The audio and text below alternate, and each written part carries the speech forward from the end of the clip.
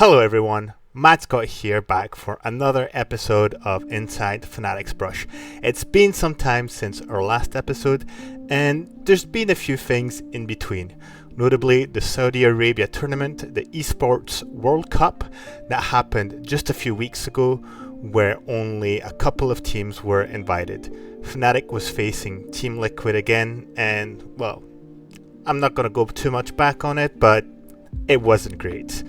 Fnatic showed a very poor performance once more and was probably looking like the worst version of themselves since the beginning of summer. This tournament was right in between the end of the regular split and the summer playoffs. Going into playoffs, naturally a lot of questions were on the team, especially after watching Legends in action. We could still see that unfortunately a lot of things weren't being told between the players and they had to face their opinions between each other. All these problems needed to be solved before jumping into the first game of playoffs, which was going to be against Giant X.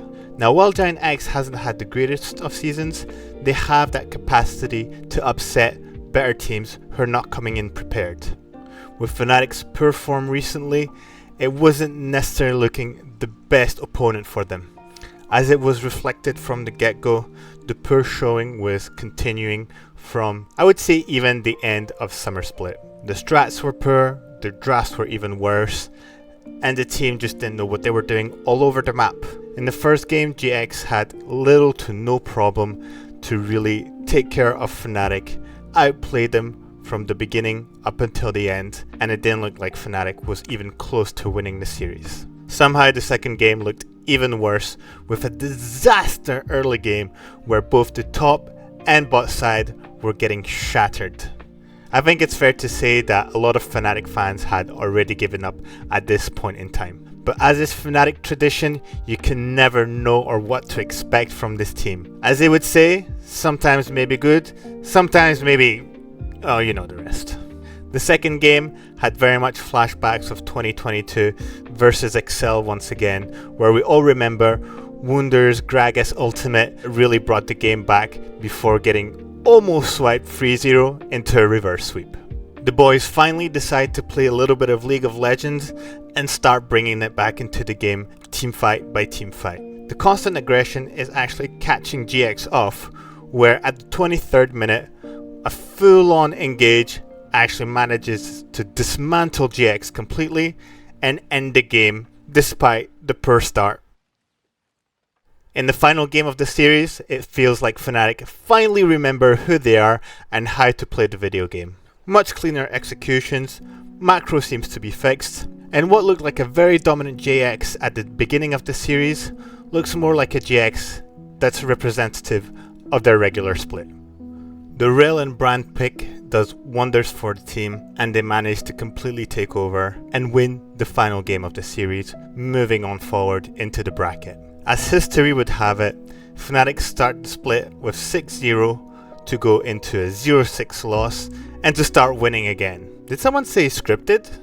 Moving forward, Fnatic has to face SK, who has won their matchup on their side of the bracket as well. While Fnatic managed to come back against GX and show a better face towards the end, there was still much more they would need to do versus an SK that looked pretty convincing in their first best of 3 versus Team Heretics. Fnatic seems to go with a new formula that seems to be working for them, which is 3 damage dealers and 2 front lines.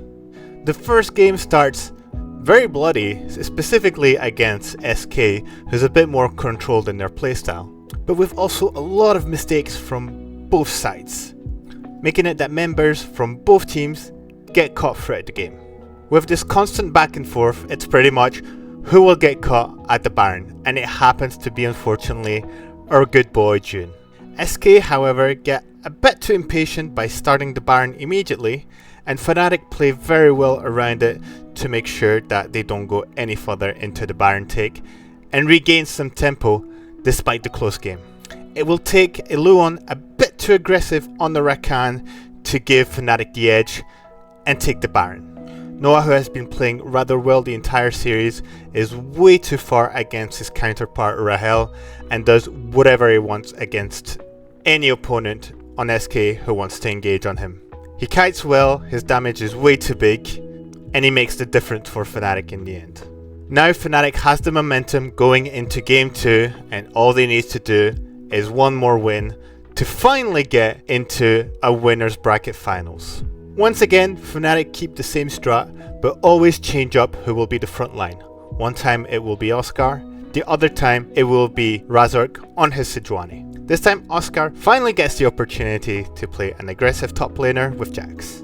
SK will notice this by making sure that they put as much pressure as possible on the top side. Even after Fnatic's first blood, SK respond very rapidly and manage to get to an exchange. They continue the pressure on the top side, forcing Oscar into a complicated situation, grabbing another kill on him and taking his tower in the same process. However, Fnatic has decided that they would go back to their good old playstyle: aggression, aggression, aggression, and more aggression. At the 16th minute, they just go on a full brawl that lasts almost a minute with TPs, turret dives, and kills all over the place.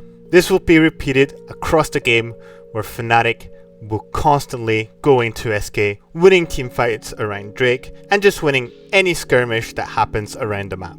It's still a bloody game, but it's much more in control of Fnatic this time, who once they get the Baron, play their macro much better, put the pressure, and again, with a Noah that's very far ahead on his counterpart. The double engage combo with Razork Sejuani and June's Rakan makes it impossible for SK to manage, which allows Fnatic to close this series 2-0. Overall, it looks like Fnatic is finally back on a good trend. After a 0-6 loss streak, they finally bounce back. They have a clear formula, which seems to be 3 damage dealers and 2 front lines, with that ability to switch with Razork and Oscar on who will play the frontline role. And as the script would want it, next game will be Fnatic versus G2 in a first best of 5 into the winners bracket, giving them the opportunity to go straight into the finals of Summer Split. Now G2, as usual, have been looking very strong, with Caps leading the charge. A few things I think we will have to look out for is specifically not have Caps on Tristana, where he completely takes over the game and pushes side lanes very easily. Another big question mark will be how will Fnatic answer to Noah's Kai'Sa.